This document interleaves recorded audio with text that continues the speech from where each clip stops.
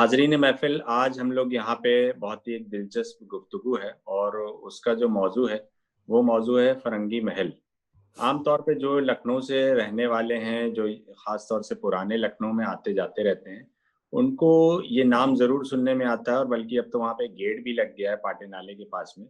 लेकिन बहुत ही कम लोगों को पता होगा कि ये नाम ऐसा क्यों है, इसकी क्या तारीख़ है, उसमें ऐसे कौन से लोग जुड़े थे और इसको हम क्यों इतना ख़ास मानते हैं। तो हमारी खुशकिस्मती है कि आज यहाँ पे हमारे साथ फ़ैज़ रज़ा अंसारी साहब हैं, जो कि फरंगी महल से उनका ताल्लुक़ है। और लखनऊ में उनकी तालीम हुई, बाद में अलीगढ़ मुस्लिम यूनिवर्सिटी गए, पहले सऊदी अरब में रहे और आजकल मस्कत में मुक़ीम हैं। तो हम फ़ैज़ भाई से समझते हैं, उनसे जानते हैं, कुछ गुफ्तगू करते हैं। तो फ़ैज़ भाई, पहला मेरा सवाल ये है कि फ़िरंगी महल जो नाम है, इसके पीछे क्या पस मंज़र है? ये मतलब बड़ा कन्फ्यूज़िंग सा लगता है कि इसकी क्या हिस्ट्री है, तो ये इस पे थोड़ी-सी रोशनी डालिए। हाज़रीन महफ़िल, सलाम अलैकुम वरहमतुल्लाहि वबरकात। असल में बेटा है ये कि ये जो फ़िरंगी महल नाम है, ये कोई हम लोगों ने नहीं डाला है नाम। ये जब हम लोग यहाँ लखनऊ आए हैं सिहाली से, ये 1692 में हम लोग एक बुज़ुर्ग थे सिहाली में, मुल्ला कुतुबुद्दीन। उनकी शहादत हो गई किसी भी वजह से और उनकी लाइब्रेरी जला दी गई। तो फिर लोगों ने ये फ़ैसला किया ख़ानदान के कि साहब हम सिहाली में नहीं रहेंगे, हम कहीं और रहेंगे। तो मुल्ला कुतुबुद्दीन जो थे उनके 4 बेटे थे। उसमें सबसे बड़े बेटे मुल्ला असद जो थे वो आलमगीर के साथ, औरंगज़ेब के साथ ऑलरेडी दक्कन में थे। तो ज़ाहिर है यहाँ से एक मंज़रनामा, एक रिक्वेस्टनामा ख़ानदान की तरफ से था, वो औरंगज़ेब को भेजा गया और मुल्ला सईद जो नंबर 2 के बेटे थे वो लेकर के गए और उसमें ख़ानदान ने ये कहा कि साहब ऐसा है कि हम लोग जो हैं वो क्या नाम है, इसमें जो है वो यहाँ सिहाली में नहीं रहना चाहते। तो ये हुआ कि वहाँ से जिसे कहिए कि गवर्नमेंट का ऑर्डर इशू हुआ कि साहब इन लोगों को जो भी जगह पसंद आए लखनऊ में, तो वो इन लोगों को अलॉट कर दी जाए। वो बलदिया के जो भी साहब होंगे। तो ये लोग लखनऊ आए और लखनऊ उस ज़माने में कैपिटल भी नहीं था और ना ये बड़ा इमामबाड़ा था और ना कुछ था। तो यहाँ पे आकर के इन लोगों ने एक जगह पसंद की जो एक हवेली हुआ करती थी, जो बलदिया के रिकॉर्ड्स में हवेली फ़िरंगी के नाम से मशहूर थी। इसलिए कि वो जो हवेली फ़िरंगी थी वो इसलिए कि वहाँ पे एक फ्रेंच जो था वो बिजनेसमैन रहता था, जिसका काम जो था वो नील की खेती थी, यानी इंडिगो वाली। और ज़ाहिर है वो शायद शाहजहाँ के ज़माने में आया था, तो उसको ये ज़मीन अलॉट हुई थी, उसने बिल्डिंग बना ली थी। 50-60 साल की लीज़ रही होगी, तो जब वो लीज़ ख़त्म हो गई, तो ये बिल्डिंग जो थी ये गवर्नमेंट के पास वापस आ गई। तो वो घर जो था इन लोगों ने पसंद किया, तो वो अंग्रेज़ी में उसका ट्रांसलेशन फ्रेंच क्वार्टर्स है और बलदिया में यूँ लिखा हुआ था कि हवेली फ़िरंगी। लेकिन इससे हम लोगों का कोई ताल्लुक नहीं था, इसलिए कि यहाँ जब मुल्ला निज़ामुद्दीन और मुल्ला सईद अपनी फैमिली को लेकर के आए, तो वो लोग सब हमारे ख़ानदान में शुरू से लेकर के सब जो हैं वो आलिम ही रहे हैं। सबका काम जो था बस वो मदरसा और बच्चों को पढ़ाना।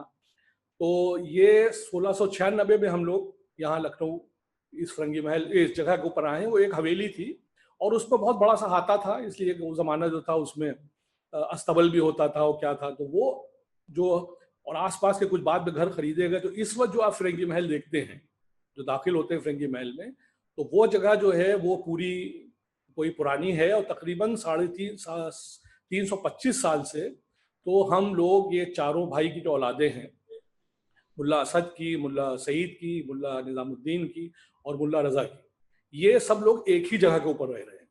जगह वही है। तो इसीलिए फ़िरंगी महल की अब ये फ़िरंगी महल नाम कब पड़ा? ये कहीं किताबों में हम लोगों के यहाँ नहीं मिलता है और ना ही कोई बुजुर्ग जैसे मुल्ला निज़ामुद्दीन जो अपने को फ़िरंगी महल ही नहीं लिखते थे। पहले तो अवधी लिखते थे, इसलिए कि वो सियाली से आए थे। फिर वो फ़िरंगी महल नाम पड़ गया गालिबन, चूँकि बलदिया में लिखा हुआ था, तो हमको ये याद नहीं पड़ता है कि किसी भी आलिम ने हमारे यहाँ फ़िरंगी महल के यूँ अपना नाम लिखा हो फ़िरंगी महली के साथ। मतलब ये 100 बरस पहले की बात कर रहे हैं। लेकिन वो मशहूर होते गए लोग, तो उसमें फ़िरंगी महल हो गया। वरना ये फ़िरंगी महल इसमें कोई नाम एक आपकी बात रोक रहा हूँ, एक सवाल जो ज़हन में आया कि आमतौर पे जैसे हम फरंगी इस्तेमाल करते हैं या अंग्रेज़ करते हैं, तो टेक्निकली देखें तो ये तो ब्रिटिशर्स के लिए इस्तेमाल होता है। लेकिन आपने ज़िक्र किया कि यहाँ फ्रेंच कोठी थी वो, तो हाँ। इस पे थोड़ा-सा ये बात थोड़ी-सी हाँ, कन्फ्यूज़िंग हो ये रही है। अच्छा सवाल आपने पूछा। इसलिए कि अभी कुछ दिन पहले हमने एक इंटरव्यू सुना था उनका, जावेद अख्तर का। उन्हीं ने कुछ लखनऊ में खाने की किताब-विताब लिखी है, उस पे कुछ बोल रहे थे। तो उन्हीं ने ये बात कही। उन्हीं ने कहा कि एक बात मैं आपको बता दूं, और वो ये कि हिंदुस्तान में उर्दू लफ्ज़ में जो उर्दू इस्तेमाल होता है, तो उसमें वो फ्रेंच हो या वो ब्रिटिशर हो, उसको फिरंगी ही कहते हैं। और ये फिरंगी लफ्ज़ जो है, हम लोगों ने उसको फिर बाद में मान लिया, चूंकि यहाँ पे हुकूमत रही उनकी, कि फिरंगी के माने ब्रिटिशर्स। लेकिन वो फिरंगी ब्रिटिशर नहीं होते, जो भी मतलब गोरा जिसे हम लोग कहते हैं ना, यूरोपियन जो भी आया। इसलिए कि ये तो है कि ये आदमी जो था, जो फ्रेंच था, उसका सबल भी था, और वो नील की वो भी करता था, क्या नाम है, खेती। और उसी इंटरव्यू में जावेद अख्तर साहब ने भी कहा कि ये जो इंडिगो था, जो ये नील की खेती थी, ये कुछ फौज में भी काम आता था किसी काम में। इसलिए हो सकता है उनको जो है, अच्छा उस जमाने में लखनऊ तो कोई कैपिटल वेपिटल तो था नहीं, एक बहुत खामोश सी जगह थी यहाँ के ऊपर। तो ये लोग आकर के यहाँ सेटल हुए। और ये जो बता रहा हूँ आपको कि 350 साल से हम लोग एक ही जगह रह रहे हैं, तो उसमें लोग निकल के गए भी, बाहर भी गए हैं सब लोग। लेकिन फिर वो खानदान इस तरह से हो गया कि यहाँ पे अगर कोई हमसे पूछे कि साहब डॉक्टर नसीम अंसारी आपके कैसे चचा हैं, तो कोई सगे चचा नहीं है, लेकिन सब लोग इस तरह से रहे कि जैसे मालूम होता था सब सगे हैं, चाहे वो फूफजाद हों, चाहे चचाजाद हों, चाहे मुमजाद हों। इसलिए कि सब लोग एक ही जगह के ऊपर 350 साल से रह रहे हैं। अच्छी खासी शादियां जो थी वो आपस में भी हुई हैं। इसलिए जो है वो मेन चीज जो है, वो फिरंगी महल का कोई ताल्लुक फिरंगियों से नहीं है। और मतलब ये भी है कि उल्टा यहाँ के ऊपर जो था, वो ज़ाहिरी जंग आज़ादी में बहुत कस के जो यहाँ से फिरंगी महल से और खिलाफत मूवमेंट से के हवाले से जो है वो ब्रिटिशर्स का मुकाबला भी किया गया, और इस चीज़ को अप्रिशिएट भी किया गया है दुनिया भर में। तो तो अब इसमें फिरंगी एक फैक्ट भाई ये बताइए कि जैसे फिरंगी महल मशहूर भी है, कुछ फरमान क्योंकि सुनने में आता है यहाँ पे हैं, तो इसके बारे में थोड़ी सी रोशनी डालिए कि किसके फरमान है। शायद जहाँ तक मुझे ध्यान पड़ता है, कुछ मुगलिया जो बादशाह थे मुगल दौर के थे, उनके कुछ फरमान हैं। तो कौन से फरमान है और किसके लिखे हैं, कब के हैं, इस पे थोड़ा सा कुछ बताइए। एक तो बेटा फरमान जो है वो जाहिर है वही है जिसपे फिरंगी महल हम लोग अलॉट हुआ है, वो 1692 का है, तो जाहिर औरंगजेब के ज़माने का है। और वो जो है वो मुल्ला कुतुबुद्दीन के चारों बेटे हैं, उनके नाम है, और उसकी तस्वीर वस्वीर मौजूद है वहाँ के ऊपर। लेकिन उससे इम्पोर्टेंट जो है वो एक फरमान है जो मुल्ला कुतुबुद्दीन से पहले, मुल्ला कुतुबुद्दीन तो सियाली में थे, वहीं के ऊपर उनके एक 5-7 पोस्ट ऊपर, जिनको हम लोग दादा हाफिज कहते हैं, वो मोहम्मद हाफिज के नाम से मशहूर थे। और वो भी जो थे वो मदरसा दरसा चलाते थे, पढ़ाई वढ़ाई करते थे। तो उनको अकबर आजम ने, अकबर द ग्रेट ने जो है वो एक फरमान इशू किया था, मदद माश। कोई ज़मीन अमीन को अलॉट कर दी होगी कि ये मिलती रहेगी। तो अब्बा उस ज़माने में अलीगढ़ में थे, 1969 में चले गए थॉलोजी डिपार्टमेंट में, लेकिन हिस्ट्री जानते थे, तो वो किताब लिख रहे थे, तो उन्हीं ने ये फरमान जो था ये प्रोफेसर इरफान हबीब को दिखाया। तो प्रोफेसर इरफान हबीब ने देखते ही अब्बा से कहा कि अरे मौलाना, ये तो आप खजाना दबाए बैठे हुए हैं आप। अब्बा ने कहा क्यों? उनका इसलिए कि अकबर का कोई भी फरमान 1560 से पहले का नहीं है, बिकॉज 1560 में ही अकबर ने जो था वो टेक ओवर किया है बैरम खान को हटा के। और ये फरमान जो है ये 1569 और 1559 का है। तो इसका मतलब ये इंपॉर्टेंट इतना था कि अकबर ने खुद इस पे दस्तखत किए। अकबर पढ़े लिखे नहीं थे बिल्कुल, लेकिन उन्हीं का अकबर लिखा हुआ है और उनकी मोहर लगी हुई है। तो उन्हीं ने ये कहा कि साहब ऐसा है मुफ्ती साहब, ये तो एक हिस्ट्री में जैसे हड़प्पा के कल्चर मिल गया था, ऐसे ही वैसे ही एक नई चीज़ आपने दे दी है। और उसके बाद 1976 में जब इंटरनेशनल हिस्ट्री कांग्रेस हुई है अलीगढ़ में, अलीगढ़ मुस्लिम यूनिवर्सिटी में, तो अब्बा को, जो कि हिस्ट्री के आदमी नहीं थे, उनको पेपर पढ़वाया उन्हीं ने, इरफान हबीब ने, द एन अर्लिएस्ट फरमान ऑफ अकबर। और उसमें उसने ये सब जिक्र किया है इस बात का कि ये इतने इंपॉर्टेंट आदमी थे कि अकबर ने जब फरमान इशू हुआ है, तो जाहिर है बैरम खान थे, तो बैरम खान दस्तखत करते होंगे, या बादशाह तक सब नहीं जाता था। जैसे आलमगीर वाला है, इस पर मोहर लगी हुई है, लेकिन आलमगीर ने दस्तखत थोड़ी किए होंगे, वहां तक गए ही नहीं होगा, पहले ही वो जो ऑफिस होता है वो करा देता है। लेकिन इसके ऊपर अकबर लिखा हुआ है। और ये फरमान जो है ये अभी तक जितने मौजूद अकबर के फरमान हैं उनमें अर्लीस्ट फरमान है। और ये ऑथेंटिसिटी जो है इसकी, वो ज़ाहिरी इरफान हबीब से साहब ने की है, और वो मौजूद भी है वो फरमान। शायद आप उसकी तस्वीर भी मिल जाए अगर आप वहाँ जाएँ। तो अर्लिएस्ट फरमान ऑफ अकबर 1559। तो आप ये अंदाज़ा लगा लीजिए कि जब वो कायदे से बादशाह नहीं भी हुए हैं, तो भी एक ऐसा फरमान आता है जिस पर उनसे कहा जाता है कि साहब आप ही दस्तखत कर दीजिए, तो इसकी और अहमियत हो जाएगी। वो उन्हीं ने दस्तखत किए हैं। वो मुल्ला हाफिज को अलॉट हुआ था ज़मीन जब हुई थी। तो ये तो दो तो मिलते ही हैं, और दूसरे जाहिर है कि जो फिर महली है, ये जो हवेली है हम लोग को जो मिली है, ये भी गालिबन शाहजहाँ के ज़माने में वो फ्रेंच आदमी आया था। और उसके बाद ये वापस बल्दिया को हो गई। तो इसको भी आप यही समझ सकते हैं कि अब ये जो है ये भी मुगल यही उसकी है। और इसकी एक हमने तो खैर थोड़ी बहुत वो जगह देखी, वो हवेली जो जिसमें फिरंगी महल वाले आए थे, वो हवेली हमने देखी है। अब तो खैर गिर गिरा गई, और उसका एक वही गेट आखिर में बचा था, उसकी तस्वीर हमने ली थी। अल्लाह बेहतर जाने वो आ पाए तस्वीर या ना आ पाए। लेकिन ये कि मुगलों के ज़माने में और कुछ लोग जो थे, जैसे एक हम लोग के ख़ानदान के थे मुल्ला हैदर, उन्हीं ने भी बड़ा नाम कमाया जब यहाँ पे ये लखनऊ जो था कैपिटल हो गया और नवाब लोग आ गए। मतलब वो बहुत बड़े आदमी हो गए थे, और उनके इतने बड़े आदमी कोर्ट में हो गए थे कि उनको सवारी हाथी जो था वो गवर्नमेंट ने अलॉट किया था, तो हाथी पे चलते थे। और महलसरा जो पीछे एक जगह है जिसमें गांधी जी की वो है, वो महलसरा जो था वो उनको गवर्नमेंट ने अलॉट किया था, ये आपके रहने के लिए। तो वो मुल्ला हैदर वो फिर हैदराबाद चले गए। तो मतलब हम लोग के ऑफशूट्स इधर उधर हैं, हैदराबाद में, रामपुर में, और पाकिस्तान में तो एक साहब हुई जिसका मैं जिक्र कर रहा था, जस्टिस मोइनुद्दीन साहब, उनके बेटे चले गए हैं जो कराची में, उन्होंने अपने घर का नाम ही फिरंगी महल रखा। तो मतलब ये कि हिस्टोरिकली जो है वो इस बात को जो है वो साबित कर सकते हैं। और है भी कि मतलब फिरंगी महल, मतलब लखनऊ का जब जिक्र होता है तो लोग बस खाने का और नवाबों का जिक्र करते हैं, उससे हमें काफ़ी तकलीफ होती है कि इल्म का भी गहवारा रहा है। फिर उसके बाद यहाँ नदवा कायम हो गया, नदवे से भी कितने लोग निकले, और आलिम भी कितने बड़े बड़े यहाँ के ऊपर थे। इसमें अब एक जो दूसरा सवाल जहन में आता है वो ये आता है कि जैसा कि आपने बताया कि 300 साल से ज्यादा की तारीख है, तो उसमें कुछ ऐसे लोग जो, अगर मैं पहले की बात करूं जब से बात शुरू हुई, तो उस वक्त के कुछ ऐसे लोग जिनका बड़ा कंट्रीब्यूशन हो या जिनको हम सरे फहरिस्त लिखेंगे कि वो ऐसे कौन से लोग थे और उनकी क्या कंट्रीब्यूशन है, मतलब फिरंगी महल क्यों मशहूर हुआ और हाँ किसकी नहीं, वजह से हुआ? ये सही है, इसलिए कि फिरंगी महल मशहूर जो हुआ वो मैंने आपको बताया ना, इल्म के नाम से मशहूर हुआ। तो यहाँ के ऊपर जब हम लोग आए हैं, मुल्ला निजामुद्दीन जो थे वो तीसरे नंबर के बेटे थे, और वही कफालत कर रहे थे पूरे खानदान की। इसलिए कि मुल्ला असद और मुल्ला सईद जो दोनों बड़े थे वो औरंगजेब के साथ दक्कन में थे। तो जिस वक्त यहाँ आए हैं उस वक्त तो मुल्ला निजामुद्दीन 14 बरस के थे, लेकिन उन्हीं ने फिर पढ़ाई की, और अपने वालिद के जो कुछ स्टूडेंट्स रहे होंगे उन लोगों से पढ़ाई वढ़ाई की, और उनके जो छोटे बेटे थे मुल्ला रजा, इन दोनों ने मिल करके यहाँ के ऊपर जो था वो बच्चों को, वही स्टूडेंट्स को पढ़ाना शुरू किया। और मुल्ला निजामुद्दीन का इसमें नाम बहुत हुआ, यहाँ तक कि उन्हीं ने जो एक करिकुलम कायम किया जिसको दर्स निज़ामी कहते हैं, वो आज तक जो है मदरसों में चलता है।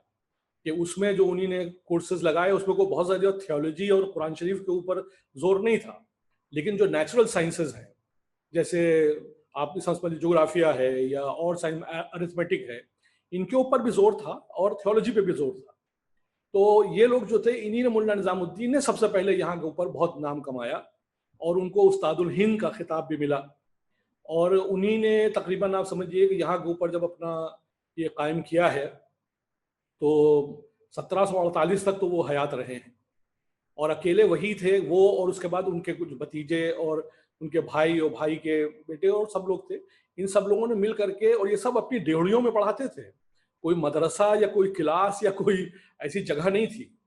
तो उससे इल्म का इन लोगों ने इतना नाम कमाया कि बताते हैं कि लोग जो थे वो समरकंद और बुखारा से इन लोगों से पढ़ने के लिए आते थे।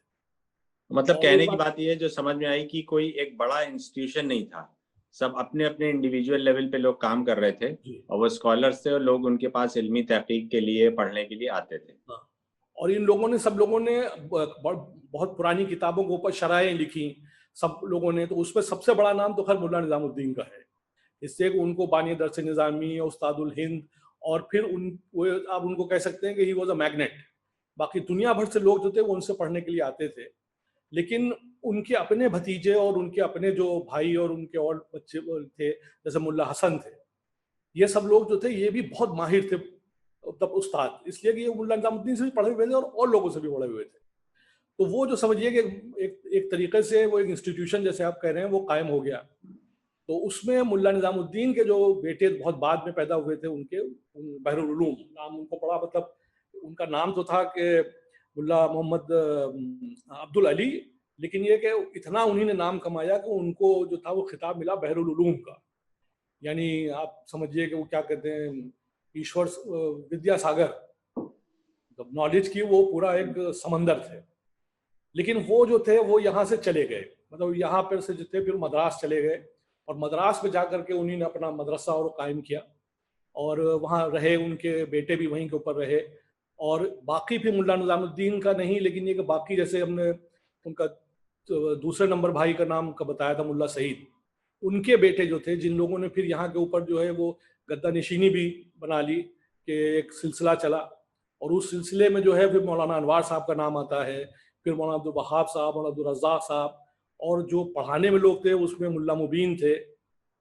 और ये सब नाम जो थे वो बड़े ऐसे थे। और ये लोग जो थे, ये मुल्ला हसन थे, वो भी यहाँ से चले गए और आगे वो रामपुर गए, और कहाँ गए, आगे जा करके चले गए। तो ये लोग जो थे, इन लोगों ने बहुत नाम कमाया और नाम जोड़ा। इसी में जो था वो फिरंगी महल का नाम फिर दुनिया में मशहूर हो गया। अब वो मद्रास में भी पढ़ाने वाले हैं, जाहिर ये बैरुल गए तो उनके दोनों बेटे भी उनके साथ थे, उनके दामाद भी थे। और वहाँ वाला जाही मस्जिद है बहुत मशहूर चेन्नई में, अब उसी से मिला हुआ उनका जो है वो मज़ार है। और उसके ऊपर हर साल उर्स भी होता है और बड़ा लोग वहाँ के ऊपर जो है आते जाते भी हैं। फिर रामपुर चले गए जैसे मुल्ला हसन, वहाँ उन्हीं ने कहा शादी भी कर ली, तो वहाँ के ऊपर भी लोग होने लगे। लेकिन फिरंगी महल में जो पढ़ाई चल रही थी अपनी जगह के ऊपर, वो वैसे ही पढ़ाई चलती रही अपने ड्योढ़ियों में, और लोग आते रहे उसका वो करने के लिए। और ये सिलसिला जो है आप समझिए चला है तकरीबन 1905 में फिर मौलाना अब्दुल बारी साहब ने मदरसा निज़ामिया कायम किया है। जी, मेरा अगला सवाल यही था कि अभी जैसे इस साल 2020 में दो बड़े इंस्टीट्यूशंस का सेंटेनरी है, कई सारा है, और जिसमें लखनऊ की सेंटेनरी है, लखनऊ यूनिवर्सिटी की, जामिया मिल्लिया इस्लामिया की है, अलीगढ़ मुस्लिम यूनिवर्सिटी की है। तो मैंने कई जगह देखा बारी साहब का जिक्र आ रहा है, तो उनका क्या कंट्रीब्यूशन था? क्योंकि मुझे जहां तक दिखता है कि रिसेंट टाइम में, रिसेंट मतलब पिछले 100 साल में, क्योंकि आपने कहा कि 300 साल की तारीख है, लेकिन पिछले 100 साल में बारी साहब का काफी कंट्रीब्यूशन है, उस पर थोड़ी सी आप गुफ्तगू करिए। ये मौलाना अब्दुल बारी साहब का जो कंट्रीब्यूशन है towards education and towards the freedom struggle and towards spiritualism, ये तो इतना है कि इसको मतलब मैं तो बहुत छोटा आदमी हूँ, उसको आसानी से बयान नहीं कर सकते हैं।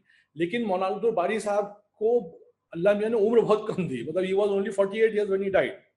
लेकिन इतना उन्होंने नाम कमाया, इतनी किताबें पीछे छोड़ी, और इतना इल्म उनके पास था। He was a contemporary of मौलाना अब्दुल हई फिरंगी महली। ये दूसरे थे उनके खालाजाद भाई थे जिन्होंने भी बड़ा नाम कमाया, और उनकी भी उम्र ज्यादा नहीं थी, वो तो शायद 31 वर्ष की उम्र में उनका इंतकाल हुआ, और 36 किताबें लिख चुके थे। और तीसरे कंटेम्पररी इनके जो थे वो इनके बहनोई थे, मौलाना अब्दुल बाकी साहब, मौलाना अब्दुल बारी साहब के, जो बाद में वहाँ मदीना शरीफ चले गए हिजरत करके, और वहीं उनका इंतकाल हुआ। 1945 में। तो उस इन तीनों ने इतना, अगर इन तीनों को अल्लाह मियां ने ज्यादा उम्र दे दी होती, और अगर कहीं सब हिंदुस्तान में रुक गए होते, तो आप अंदाजा ही नहीं लगा सकते हैं कि क्या फिरंगी महल का आलम होता और क्या इल्म का आलम होता। लेकिन मौलाना अब्दुल बारी साहब की जो खिदमात हैं, उनमें सबसे इंपॉर्टेंट जो बात है वो यही है कि एक तो सज्जादा नशीन थे, तो पीर थे, तो बहुत से लोग उनके मुरीद भी थे। उसके बाद उन्हीं ने एक सेंट्रल, जिसे कहिए कि अथॉरिटी जो थी फिरंगी महल में, मदरसा बनाया। फिरंगी महल में 1905 में इसका इनॉग्रेशन हुआ, और इसमें फिर बाकायदा एक हॉस्टल भी था, दारुल अकामा, मस्जिद से मिला हुआ था, तो उसमें स्टूडेंट्स रहते भी थे। और एक बड़ी दिलचस्प बात आपको ये बताएं कि इससे पहले जो मैंने मौलाना मुल्ला निज़ामुद्दीन का और इनका जिक्र किया, तो उस जमाने में स्टूडेंट्स आते थे, लेकिन यहाँ रहने वाने की तो कोई जगह थी नहीं, तो ये सब लोग रहते थे शापीर मोहम्मद साहब के टीले पे। अच्छा। इसलिए कि शापीर मोहम्मद साहब के टीले का जिक्र भी हमारे यहाँ बहुत किताबों में आता है।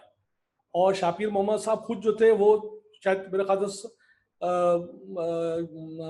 1700 शायद 25-26 में या 1685 में उनका इंतकाल हुआ है। तो वो और ये हमारे जो खानदानी बुजुर्ग हैं शाह वहाँ के बासी शरीफ के, सैयद शाह अब्दुल रज़्ज़ाक़ बांसवी, ये कंटेम्परेरी थे। तो जब हमारे बुजुर्ग आते थे तो वहीं शापीर साहब क्या ठहरते थे, इसलिए मस्जिद का बहुत जिक्र है। और मुल्ला निज़ामुद्दीन के ज़माने में और उसके कुछ बाद भी फिरंगी महल से जो लोग आलिम फाजिल हो जाते थे और उनको सनद दी जाती थी, यानी पगड़ी बांधी जाती थी, तो वहीं बांधी जाती थी शापीर मोहम्मद साहब के टीले पे, इसलिए कि जगह ही नहीं थी। यहाँ पे जैसे भी आपने जो 1905 वाले उसका इंस्टीट्यूशन का जिक्र किया, तो वो इंस्टीट्यूशन कब तक चला और अभी क्या सूरत हाल है उसकी? नहीं, अभी तो मतलब वो खत्म हो चुका है, इसलिए कि वो अच्छा। गिर गिरा भी गया। और लेकिन एक 1905 में जब उन्होंने कायम किया है, तो वो खुद ही उसके सदर मुदर्रिस थे। तो जितने भी फिरंगी महल के लोग थे, ऑल केपेबल, जो कोई अरिथमेटिक, हमारे नाना थे मौलवी अज़मतुल्लाह साहब, बेहतरीन अरिथमेटिक पढ़ाते थे, उन्होंने भी वहाँ पढ़ाया है। और जितने भी लोग थे, बड़ी सलामतुल्लाह साहब थे, मौलाना मौलवी इनायतुल्लाह साहब थे, ये सब लोग जो थे फिर वही फिरंगी महल के मदरसे में लग गए, और ये सब लोग जो थे मिल करके यहाँ से आलिम फाजिल लोग निकलने लगे। लेकिन ये सिलसिला 1926 में ज़ाहिर मौलाना का इंतकाल हो गया, मौलाना अब्दुल बारी साहब का। फिर भी ये चलता रहा, लेकिन ये कि उसके बाद एक तो अंग्रेजी तालीम का सिलसिला हुआ, फिर पाकिस्तान बना, तो हर घर से आप समझिए कि आधे आधे लोग तो पाकिस्तान चले गए। फिर ये भी कह सकते हैं कि मदरसा था तो उसकी थोड़ी बहुत इमदाद जो राजे महाराजे सब लोग थे, राजा साहब महमूदाबाद, ये सब लोग भी करते थे, वो भी खत्म हो गई। तो हमने अपनी आंखों से देखा है कि मदरसा था और मुफती सनाउल्लाह साहब जो थे वो उसके सदर मुदर्रिस थे, बच्चे पढ़ने के लिए आते थे, लेकिन ये कि कोई मतलब चौथी पांचवी तक उर्दू और कुरान शरीफ पढ़ने का सिस्टम था यहाँ के ऊपर। फिर एक आपने ये जिक्र किया कि जैसे इतनी सारी किताबें लिखी गई हैं, तो एक सवाल ये जहन में आता है कि ये सारी किताबें क्या महफूज हैं, और हैं तो कहाँ पे हैं, लाइब्रेरीज में हैं या लोगों के घरों में हैं? जाहिर है वो उर्दू, अरबी, फारसी में होंगी, तो क्या उनका ट्रांसलेशन भी हुआ है? उस पे क्या आपको लगता है?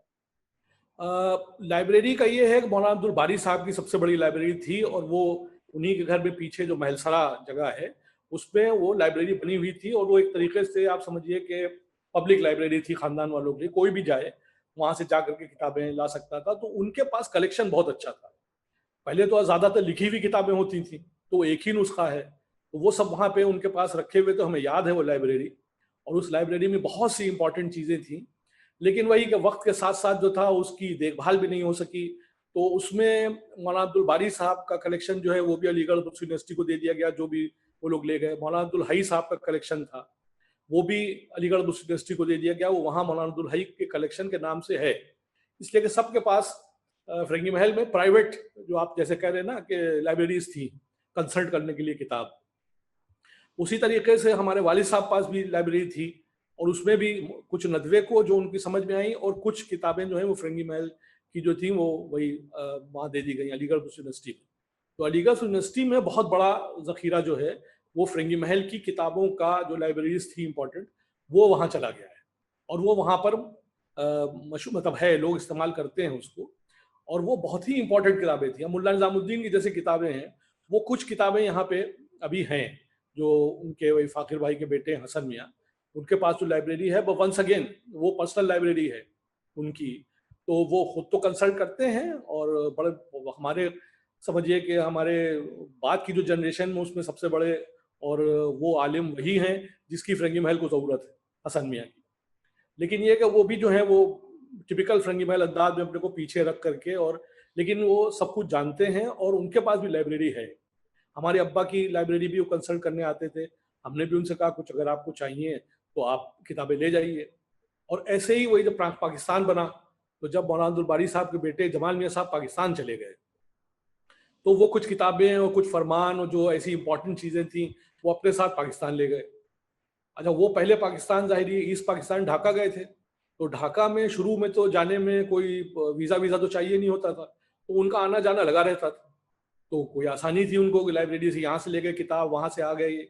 लेकिन वो एकदम से जब ये हुआ कि नहीं आप एक ही सिटीजनशिप रखिए, तो उन्हीं ने पाकिस्तान की सिटीजनशिप रखी, तो वो जो उधर था सामान वो उधर ही रह गया, और जो इधर था सामान, जो अच्छी खासी बड़ी लाइब्रेरी थी उसकी मैं इसको इतराफ़ करने में कोई मतलब शर्म नहीं है कि उसकी हिफाजत हम लोग नहीं कर पाए उस तरीके से जिस तरह करनी चाहिए थी। इसलिए कि वो किताबें कुछ उसमें ज़ाय हो गई, कुछ किताबें जिनकी ज़ाहिर वो कंसल्ट करने वाले ही अब नहीं रहे, वो सब पढ़ने वाले, तो वो बंद ही रही लाइब्रेरी। वो अंदर उसमें जो एक जगह थी बाकायदा बैठ के पढ़ने की, वो जगह ही गिर पड़ी। तो फिर वो किताबें जो थी वो उसमें जितनी बची थी वो सब जैसे कहिए कि लाइब्रेरीज को दे ही दी गई। ऐसी कोई बड़ी लाइब्रेरी अब यहाँ के ऊपर फिरंगी महल में नहीं है। तो फैक भाई, एक चीज और भी सुनने में आती है जो कि पढ़ने में भी आती है और काफी अहम लखनऊ से ताल्लुक है, कि जो फ्रीडम मूवमेंट था उसमें भी फरंगी महल का कंट्रीब्यूशन है। गांधी भी यहाँ पे जब आते थे, नेहरू साहब आते थे, तो इसके ऊपर रोशनी जरूर डालिए, क्योंकि ये चीजें आती हैं नजर में लेकिन बहुत टुकड़ों में आती हैं। असल में फिरंगी महल का चक्कर ये है कि मौलाना अब्दुल बारी साहब ज़ाहिरी जब 1904 या 5 में वो सज्जादा नशीन हो गए थे, उनके बड़े भाई का एकदम से इंतकाल हो गया, मौलाना अब्दुल रऊफ साहब का, और उनके बेटे छोटे थे, तो मौलाना अब्दुल बारी साहब स्टॉप गैप अरेंजमेंट केस के लिए बैठ गए। सज्जादा नशीन भी थे वो। और ये वही ज़माना है कि जब वो फर्स्ट वर्ल्ड वॉर के ख़त्म होने के बाद बड़ा हंगामा मचा हुआ था, और फिर खिलाफत मूवमेंट तक के आया। तो मौलाना जो थे वो फिर समझिए कि लीडर बन गए, और मौलाना ने जमात उलमा हिंद जो है उसके भी वो बानी थे। और ये जो क्या नाम है आपने बताया जामिया मिलिया जो जब बनी है तो उसके फाउंडिंग मेंबर्स में से भी थे। और यहाँ के ऊपर जो है वो एक जमीयत बनी थी खुद्दाम काबा। ये सब बनी थी कि जब फर्स्ट वर्ल्ड वॉर हुई है और उसके बाद ये था कि ये खाने काबा और मदीना शरीफ जो है ये खिलाफत में जो तरक्की में लोग हैं उनसे निकल जाएगा, न जाने किसके पास जाए। तो वो सब जो कमिटीज बनी थी उसके सब के कर्ता धर्ता वही थे और वो कोशिश कर रहे थे कि मतलब ये चीजें जो है ये हिफाजत रहे, इनकी कुछ गड़बड़ सड़बड़ जंग में ना हो।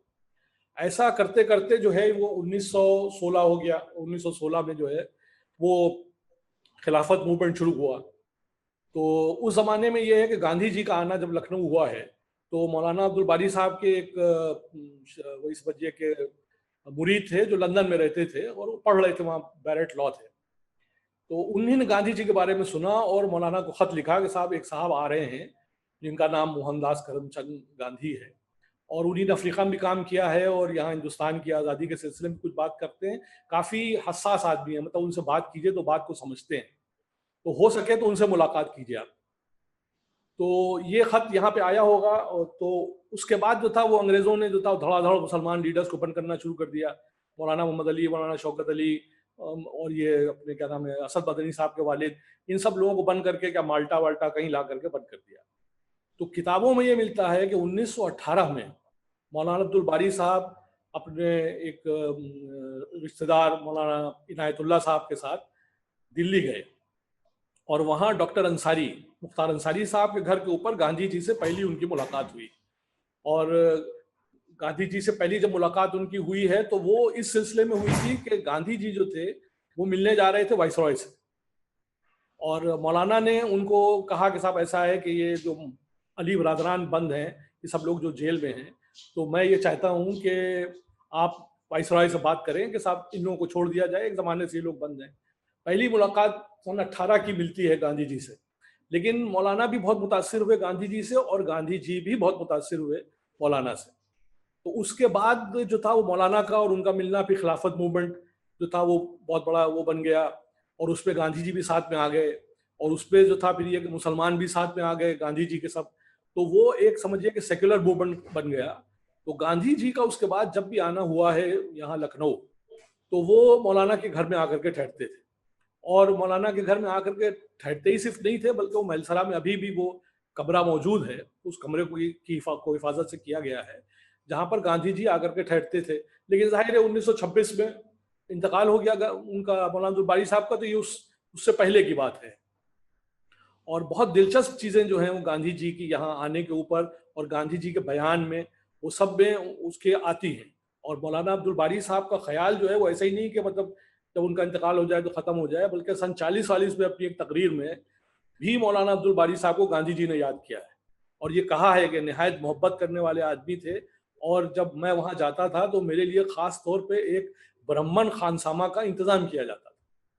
और ये चीज़ जो है अब्बा ने भी लिखी है अपने इसमें, अगर आप मौका देंगे तो मैं पढ़ के सुनाऊंगा कि गांधी जी जो थे वो यहाँ पे आकर के रहते थे और लोगों से शायद मिलते होंगे। मौलाना अब्दुल बारी साहब का ज़माना है तो बड़ा आसान था, सेंट्रल प्लेस थी। तो उसमें गांधी जी के सन 20 में ज़्यादा आना हुआ है। उसी ज़माने में फिरंगी महल से बहुत से लोग जेल गए, यानी मौलवी सलामतुल्लाह साहब जिनका मैं जिक्र कर रहा हूँ, वो डॉक्टर नसीब अंसारी साहब के दादा थे। वो लखनऊ के कांग्रेस के प्रेसिडेंट भी रह चुके थे और 1921 में वो पंडित जवाहरलाल नेहरू के साथ यहाँ लखनऊ जेल में अंग्रेजों ने बंद कर दिया उनको। तो अब्बा बताते थे कि वो जो अब छोटे थे अब्बा, तो दादा मियाँ कहलाते थे, वो उनसे मिलने के लिए जाते थे तो नेहरू जी से भी मुलाकात होती थी। और जब नेहरू जी 59 में फिरंगी महल आए तो उन्हीं ने उसका जिक्र भी किया। और उसी ज़माने में जो है वो हमारे नाना जो थे मौलवी बरकतुल्लाह साहब, ये बात मैं कर रहा हूँ सन 20 की आसपास की, वो पहले आदमी हैं फिरंगी महल के जो जेल भेजे गए। लेकिन उनको जेल ऐसे किया गया था कि उन्हीं ने कोई मजमून लिख दिया था अंग्रेजों के खिलाफ और वो जब्त कर लिया गया। तो उनको मैं खानदान के हाउस अरेस्ट किया गया और बहराइच भेज दिया गया। और बहराइच में ऐसा कि वो कोई उनसे मिलने नहीं जा सकता था, कोई आदमी, मतलब वो नमाज पढ़ने भी नहीं जा सकते थे। फिर उन्हीं ने खैर एप्लीकेशन लगाई तो उनको ये इजाज़त हुई कि आप पास की मस्जिद में नमाज पढ़ने चले जाइए, बस किसी से बात मत कीजिएगा। तो वो 1.5 साल वो जो थे वो बेचारे वहाँ नजरबंद रहे, जिसे आप आइसोलेशन कहते हैं। और हमारी वालदा की पैदाइश वहीं की है। जब वो उनकी पैदाइश जो है उसी जमाने के, पूरा खानदान वहीं बंद था। तो उसके बाद जो है वो मौलाना सलामतुल्लाह साहब के बेटे मौलाना शफी साहब या डॉक्टर नसीम अंसारी साहब के जो वालिद थे, वो खिलाफत मूवमेंट बंगाल के जो थे वो प्रेसिडेंट थे। वहां के ऊपर उनको जेल हो गई, इसलिए कि उन्हीं ने भी एक बयान दिया जो खिलाफत मूवमेंट था अंग्रेजों के खिलाफ, वो भी जेल चले गए। तो ये तो एक तो ये गांधी जी के पास आने का नतीजा ये हुआ, और दूसरे ये कि इतनी गर्मी आ गई उस जमाने में 1920 और 30 और 15 से लेकर के कि जंग आज़ादी में तो फरंगी महल ने बहुत ही मतलब जिसे कहिए नामवर काम किया है, इसलिए कि मुसलमानों को सबको घसीट के लाना, खासतौर पे स्पिरिचुअली जुड़े हुए जो मुसलमान हैं, मौलाना मोहम्मद अली, मौलाना शौकत अली, मौलाना हसरत मोहानी, ये सब, ये मौलाना मोहम्मद अली शौकत अली को खिताब जो है हमारे फरंगी महल से दिया गया था मौलाना का, और मौलाना हसरत मोहानी तो फरंगी महल के मुरीद ही थे। उसी तरीके से ये अपने डॉक्टर मुख्तार अंसारी साहब जो थे, ये भी जो थे ये मौलाना से बहुत करीब थे। फिर मौलाना हुसैन अहमद मदनी, मौलाना साहब मदनी के वालिद, ये मौलाना अब्दुल बारी साहब के साथ थे जो ये जमीयत उलमा कायम की गई। तो ये पूरा गुट था जिसने गांधी जी के पीछे खड़े हो करके, और मौलाना आज़ाद का फरंगी महल आना बहुत वो है, अब्बा क्या मतलब सब लोग उनको जानते थे, बल्कि उन्हीं ने जब मदरसा बंगाल में कायम किया तो फरंगी महल से कहा कि हमको कुछ उस्ताद दीजिए, तो यहाँ से मौलाना शफी साहब जो थे वो भेजे गए, इसीलिए वो बंगाल में थे उस वक्त जब उनकी गिरफ्तारी हुई। तो जंग आज़ादी में तो आप समझिए कि बहुत कस के यहाँ से वो हुआ। और एक बात और बताई जाती है कि मौलाना अब्दुल बारी इतने सेंसिटिव आदमी थे अंग्रेजों के लिए भी, तो उनकी गिरफ्तारी नहीं कर पाए, इसलिए कि बड़ा हंगामा मच जाता क्योंकि उनके मुरीद उरीद भी बहुत थे। तो इसलिए दाएं बाएं के सब लोग गिरफ्तार कर लिए गए। मौलाना सलामतुल्लाह साहब थे, वो ज़ाहिरी हमारे ख़ानदान के बड़े भी थे और करता धरता भी थे, वो भी गए, और उसके बाद ये सब लोग भी गए। तो जंग आज़ादी में फिर उसके बाद की जो पौध आई है वो बहुत उससे रही। एक इस पे भी थोड़ा सा रोशनी जरूर डालिए कि देखिए हजरत मोहानी साहब जो है वो तो मोहान के थे, और मोहान लखनऊ से ज़्यादा दूर नहीं है, लेकिन बाद में वो फरंगी महल भी रहे, और उनकी तदफीन जो है, जो मज़ार है, वो मौलवी अनवार बाद में मिलती है। तो ये कनेक्शन कैसे आया, मतलब हजरत मोहानी साहब का फिरंगी महल से क्या कनेक्शन है? हाँ, ये भी वही बड़ा दिलचस्प कनेक्शन है, जैसे मैं आपको बता रहा था कि वो बात रह गई कि चूंकि हम लोग ये जो सिलसिला लखनऊ हम लोग आए हैं, मुल्ला निज़ामुद्दीन और उनके भतीजे मुल्ला अहमद अब्दुल हक और छोटे बेटे मुल्ला रजा, ये तीनों जो थे ये सैयद शाह अब्दुल रज़्ज़ाक़ बासवी के मुरीद हो गए। तो वो स्पिरिचुअल सिलसिला जो है वहां से आया है। उसके बाद ये फरंगी महल में जो था वो ये जो सिलसिला कायम हुआ गद्दी नशीनी का, वो वहाँ पे हमारे घर के सामने जो है मोहम्मद मियाँ का घर है, कुतुब मियाँ का घर है, तो वो सिलसिला वहां से जो शुरू हुआ, तो उसमें जो था वो कव्वाली वाली भी होती थी, और हम लोगों के सबके स्पिरिचुअल लीडर जो थे वो सैयद शाह अब्दुल रज़्ज़ाक़ बासवी हो गए। अच्छा, सैयद शाह अब्दुल रज़्ज़ाक़ बासवी जो थे वो भी बिल्कुल पढ़े लिखे नहीं थे और सिपाही थे, मतलब वो अपने घोड़े पे चलते थे, 6 महीने जो था वो नौकरी करते थे, 6 महीने यहीं वापस आ जाते थे। लेकिन बहुत बड़े बुजुर्ग थे अपने जमाने के, और उनके कंटेम्प्रेरी मैंने आपको बताया शाह पीर मोहम्मद साहब भी थे, और गोमती के उस तरफ एक शादोसी साहब के मज़ार है।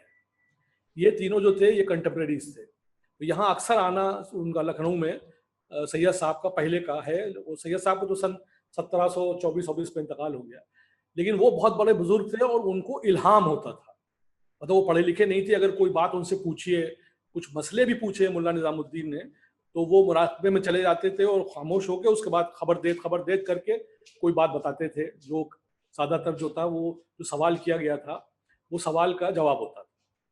तो सैयद साहब के बारे में ये है कि वो जो थे वो कुछ कृष्ण जी से, ये जो अपने कान्हा हैं, इनसे भी बहुत मुतासिर थे। और बल्कि जो सैयद साहब की किताब अब्बा ने लिखी है उसमें अब्बा ने लिखा है कि शुरू में सैयद साहब जो थे वो ये माघ का मेला और ये सब जो मेले होते थे उसमें जाते थे। तो जब ये मुरीद हुए हैं यहाँ मौलाना हसरत मोहानी, इनके खानदान वाले लोग भी सब फरंगी महल के ही मुरीद थे। तो जब मौलाना हसरत साहब मुरीद तो हुए थे शायद ये मौलाना अब्दुल रज़्ज़ाक़ साहब के, लेकिन बाद में मौलाना अब्दुल वाली साहब और मौलाना अब्दुल बारी साहब का ज़माना इनको ज़्यादा मिला। तो जो मिजाज आप लोग जानते हैं कि मौलाना हसरत मोहानी का था कि एक तो सच बोलना, इसी में वो चाहे कम्युनिस्ट पार्टी में रहे हों, चाहे कांग्रेस में रहे हों, चाहे मुस्लिम लीग में रहे हों, वो अपनी बात कहते ज़रूर थे। और दूसरे यही कि उनको जो था वो सेक्युलर और वो इतना पसंद था कि वो बासी शरीफ के उर्स में तो जाते ही जाते थे। मैं आपको बताऊं, वो शायद कि आपके लिए न्यूज़ होगी कि जन्माष्टमी में वो मथुरा भी जाते थे, और मथुरा जाते थे और वहां तो उनका एक बड़ा मशहूर शेर है मथुरा में भी कबूल हो हसरत की हाजिरी, मथुरा में भी कबूल हो हसरत की हाजिरी, सुनते हैं आशिकों पे तुम्हारा करम है खास। तो इस मिजाज के वो आदमी थे, मतलब आशिक की मिजाज जो थी वो सिर्फ उनकी स्पिरिचुअलिटी थी। और यहाँ फिरंगी महल में उनका बहुत पजीराई हुई और उन्हीं भी बहुत कुछ यहाँ पे लिखा भी है सब बुजुर्गों के लिए। और यहाँ पे रहते भी थे, बहुत आते भी थे, बल्कि आखिर जमाने में तो फिरंगी महल में ही आके रहे। और यहाँ से एक अखबार निकलता था हमदम, ये उसमें वो उनका कुछ लिखना भी होता था। और मौलाना का इंतकाल जब हुआ है तो यहीं फिरंगी महल में हुआ है, और जाहिर है उनकी ये वो भी वसीयत भी थी कि मुझको यहीं दफनाया जाए। और मौलाना अब्दुल बारी साहब के पैती ही उनको दफनाया गया है, मौलाना हसरत। और मौलाना हसरत ने तो मतलब जितना भी जहाँ भी काम किया है वो, मतलब अलीगढ़ में पढ़े हैं, लेकिन उसके बावजूद लखनऊ जेल में एक बार लाके बंद किए गए, तो ये उनको पता नहीं था कहाँ बंद है। तो उन्हीं ने उसके ऊपर भी एक शेर लिखा था कि उनको ख्वाब में जो था वो मौलाना अब्दुल वहाब साहब आए तो उनको ये समझ में आ गया कि वो जो है वो लखनऊ जेल में बंद है।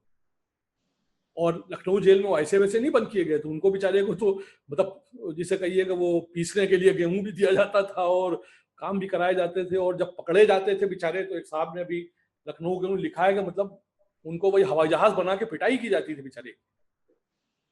लेकिन वो अपनी जो बात थी उसके ऊपर कायम भी रहे। और दूसरा ये कि यहाँ पर उनकी जो अपने समझिए कि एसोसिएशन है अपने पीर से, पीरों से, बल्कि उसका उन्होंने पूरा हक अदा किया। मौलाना हसन मोहानी ने बेहतरीन आदमी थे, हमने तो नहीं देखा, हमारे शायद आने से पहले इंतकाल कर गए। जी, तो फैक भाई एक सवाल जो जहन में आता है कि ये तो स्कॉलर्स की बात हुई, लेकिन अभी मौजूदा सूरत हाल में देखें तो मुझे याद है मेरी मुलाकात हुई वलीउल्लाह अंसारी साहब से। उनका भी बड़ा काम है, बड़े स्कॉलर थे वो। तो अभी मौजूदा सूरत हाल में जो स्कॉलर्स हैं, तो उसके ऊपर क्या है, उस पर थोड़ी सी रोशनी डालिए। कौन से स्कॉलर्स हैं जो काम कर रहे हैं, या पिछले अगर फौरन नाम बात करें पिछले 20 साल, 25 साल, हाँ, 30 साल में? ये असल में उसको अगर आप बांटें तो यूं ही बांटे कि एक सिलसिला तो आलिमों का था जो चलता रहा, मैंने आपको नाम बताया, तो उसमें आप मौलाना इनायतुल्लाह साहब, मौलवी रहमतुल्लाह साहब, मौलवी अज़मतुल्लाह साहब, मौलाना नईम साहब, ये सब लोग रहे, मदरसे कायम रहे। लेकिन ये जब ये 1900 समथिंग शुरू हुआ एग्जैक्टली, अगर आप समझें तो ये मौलाना अब्दुल बारी साहब का जो ज़माना है, उसमें फिरंगी महल ने और मतलब डिफरेंट कल्चर्स में लोगों को दिया, जिसमें सबसे बड़ा नाम जो आता है वो मौलाना अपने हयातुल्लाह अंसारी साहब का आता है। हयातुल्लाह अंसारी साहब जो थे वो जंग में ये शिरकत की, उन्हीं ने फ्रीडम स्ट्रगल में यूं, और वो बहुत कांग्रेस में जो थे वो हो गए, तो वो हैं। उसके बाद जो मौलाना अतीक मियाँ साहब थे जिन्होंने अपना मदरसा कायम किया, वो अपने सिलसिला जो उसका था उसका कायम रखा उन्हीं ने। और यहाँ के ऊपर जो था वो कुछ लोगों ने जो था वो यूं भी नाम कमाया कि वो लोग काजी हो जाते थे, जस्टिस। तो एक हम लोगों के रिश्तेदार थे यहाँ के ऊपर, उन्हीं ने जो था वो खानदान के थे, वो वहाँ रामपुर में चीफ जस्टिस हो गए। और मोइनुद्दीन, जस्टिस मोइनुद्दीन वहाँ से रिटायर हुए, वहाँ से रिटायर होकर यहाँ के ऊपर आए। और जब डायस्पोरा पूरा फिरंगी महल का बढ़ा है, मतलब ये मदरसा तो रहा नहीं, लोग अलीगढ़ पढ़ने जाने लगे, अलीगढ़ से पढ़ के आ रहे थे तो फिर वो नौकरियां करने लगे। तो अपनी अपनी फील्ड में जो एक्सेल किया है लोगों ने, उसमें अगर आपको नाम बताएं तो आप समझिए कि हयातुल्लाह अंसारी साहब तो सहाफत और इसमें सब में मतलब नंबर 1 है। उसके बाद अगर आप लें तो डॉक्टर अनवर अंसारी हैं, डॉक्टर नसीम अंसारी हैं, जिन्होंने इतना नाम कमाया सर्जरी और इसमें। उसके बाद उन्हीं के अनवर अंसारी साहब के भाई हैं कौस मामू, वो यहाँ से चले गए, वो शायद ऑस्ट्रेलिया में रहे, उन्हीं ने बहुत काम किया है फिरंगी महल के ऊपर।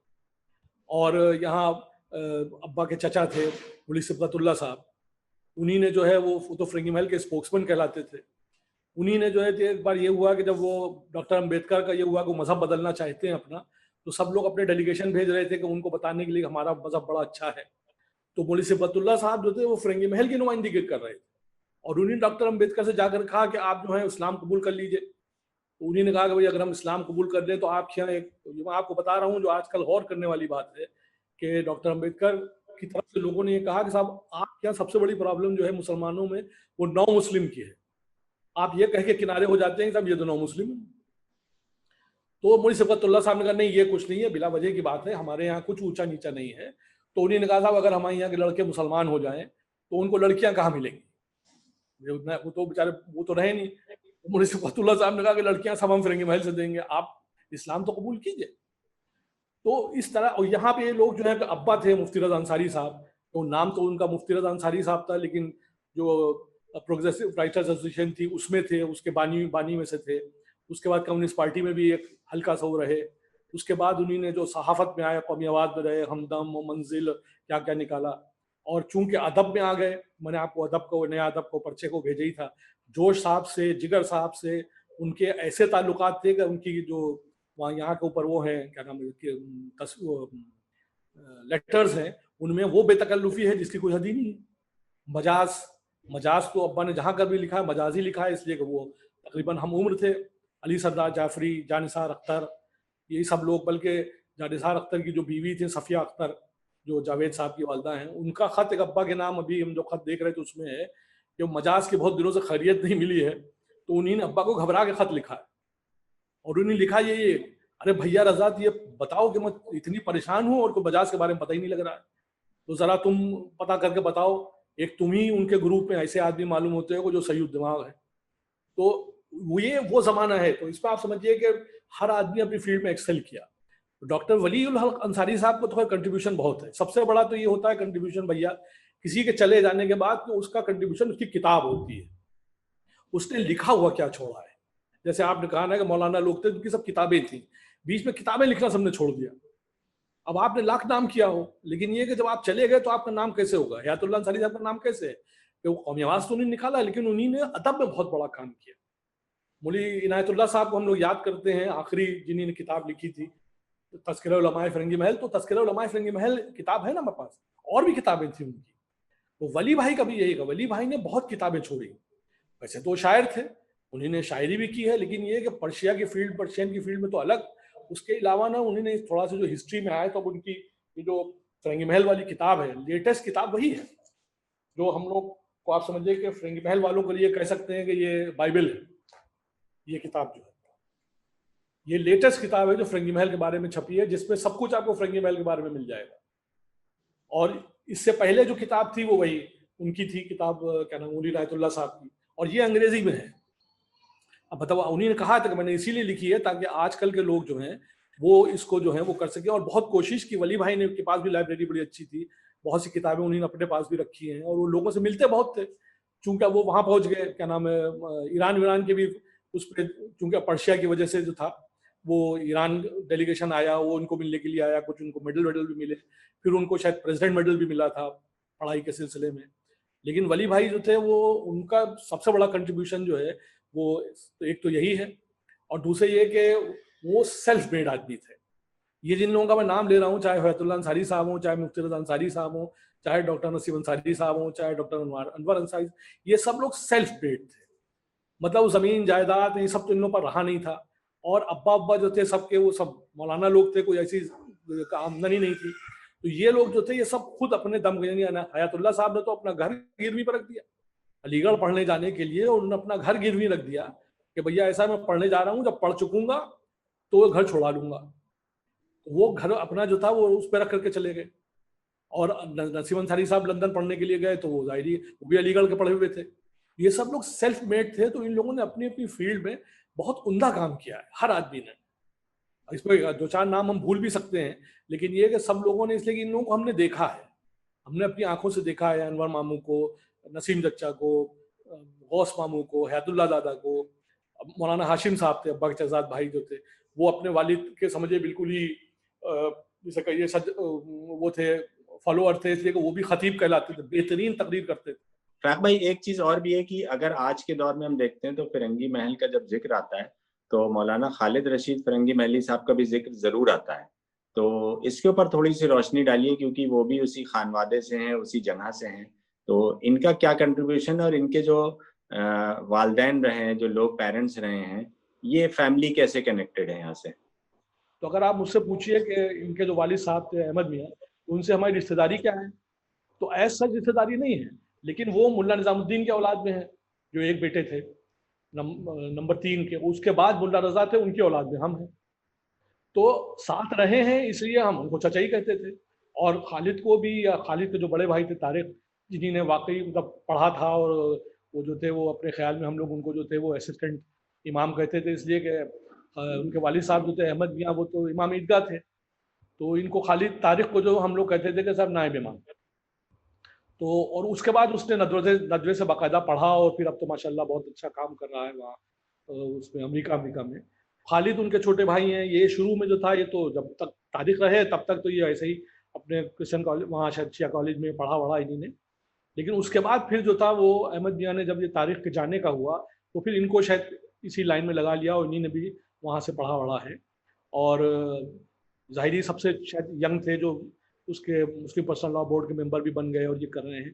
और इस वक्त जो है वो आप समझिए कि खालिद रशीद साहब फ़िरंगी महली जो हैं वो अब मौलाना फ़िरंगी महली के नाम से वही मशहूर हैं। हर आदमी तो, हालांकि नाम उनका बेचारे का खालिद है तो उनको मौलाना खालिद फ़िरंगी महली कहना चाहिए, लेकिन लोग यही कहते हैं मौलाना फ़िरंगी महली साहब, अच्छा आप बताइए। तो उन्हीं ने अपना जो काम किया है अच्छा काम कर रहे हैं। और दूसरा सबसे बड़ी बात यह कि फ़िरंगी महल का नाम बहरहाल जिंदा है उनसे, इसलिए कि जो उनके और भतीजे होते हैं, हसन मियाँ फ़ाकिर भाई के बेटे, वो किसी तरीके से बाहर निकलते ही नहीं हैं। वो भी हैं हसन मियाँ, लेकिन ये कि वो जो है वो खूब इल्म जानते हैं और सब कुछ अच्छी तरीके से फ़िरंगी महल के बारे में भी जानते हैं, लेकिन वो बाहर नहीं निकलते, कुकून में है। और ये खालिद ने जो है वो माशाल्लाह काफ़ी अपना नाम यूँ भी कमा लिया है और सोशल वर्क भी बड़ा अच्छा कर रहे हैं। सबसे बड़ी बात तो ये। और एक और बात है वो ये कि जो फ़िरंगी महल की कुछ किताबें हैं पुरानी, जो ज़ाहिरी नायाब हैं, उन किताबों को छपवा भी रहे हैं।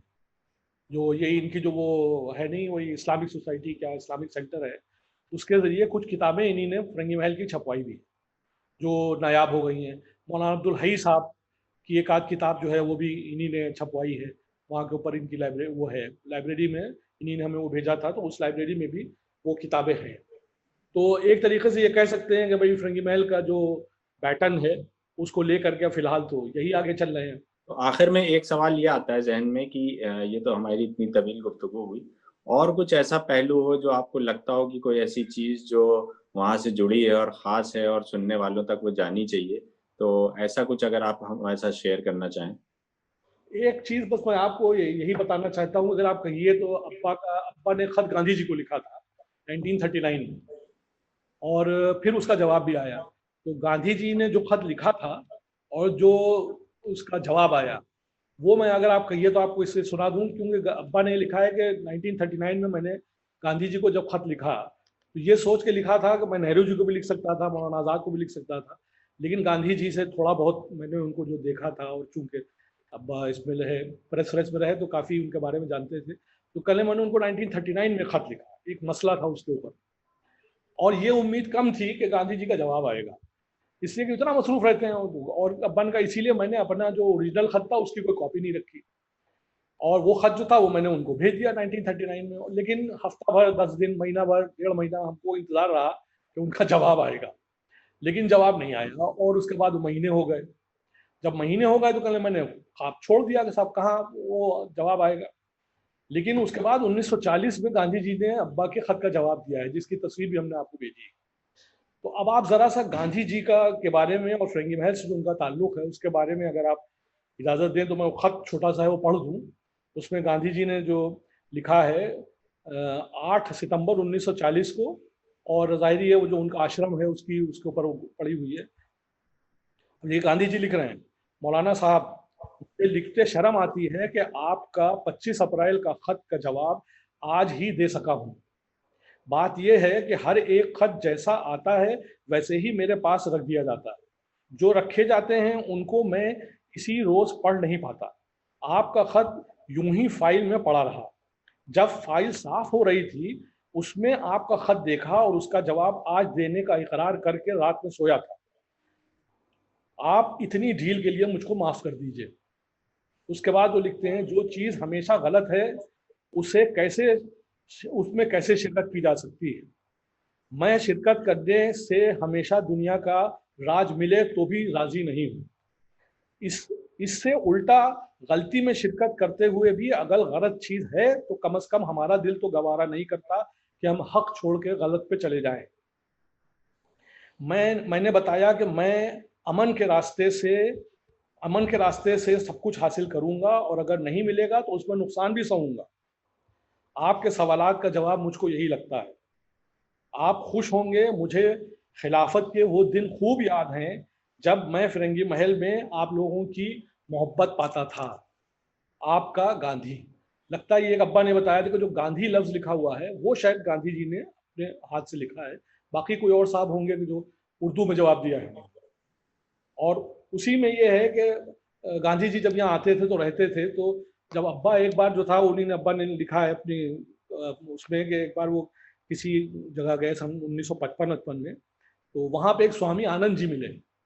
उनको जब पता लगा कि अब्बा फिरंगी महल से आए हैं तो वो अब्बा से बहुत मोहब्बत से मिले, और अब्बा ने उनको बताया तो उन्होंने कहा कि अरे साहब मैं तो फिरंगी महल गया हूँ। तो अब्बा ने कहा कि भाई आप कैसे गए? उनका मैं बहुत छोटा सा था, गांधी जी के साथ मैं फिरंगी महल गया हूँ, और मैं चूंकि गांधी जी अपने साथ जो थे वो लेकर के चलते थे बकरी, वो बकरी का दूध पीते थे, तो मैं बकरी की देखभाल के लिए हुआ करता था।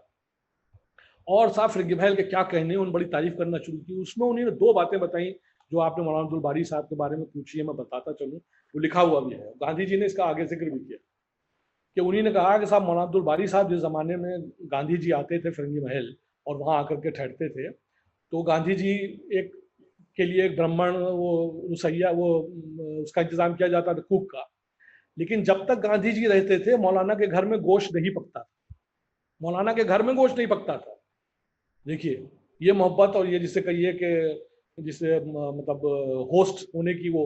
और सबसे बड़ी बात जो उन्होंने कही कि जो गांधी जी का कमरा था वो मौलाना के रास्ते में पड़ता था मस्जिद जाने के, और बहुत से लोग हैं, हमारे वालिद साहब भी उनमें थे, कि जो फजर की नमाज पढ़ने के बाद जब तक सूरज निकल नहीं आए कोई वजीफा पढ़ते रहते थे, किसी से बात नहीं करते। तो मौलाना अब्दुल बारी साहब भी उन्हीं में से थे।